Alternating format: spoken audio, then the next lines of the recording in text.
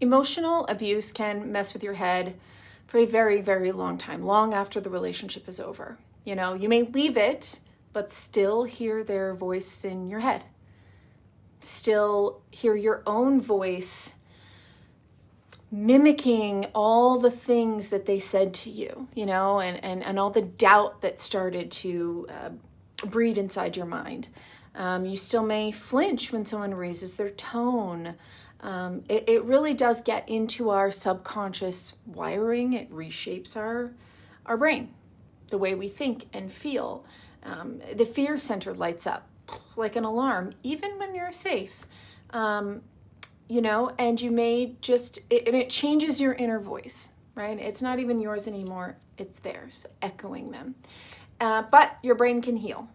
That is what is so important to understand. It is built for change. It is built to be constantly rewiring. And that's what healing is, right? It is replacing that negative belief system with a better, positive one. And it's really important to understand that, you know, when you were, let's say, in an unhealthy or abusive relationship, your brain shifted and changed. The way you feel about yourself, the way you think about things changes. But if it can change for the negative, it can also change for the positive. They're both true. They're both possible.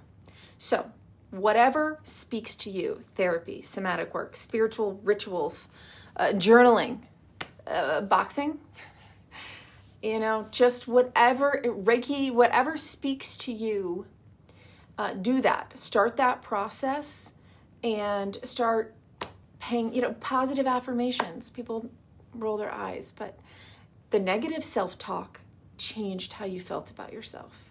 The negative things you were told changed the way you thought and felt.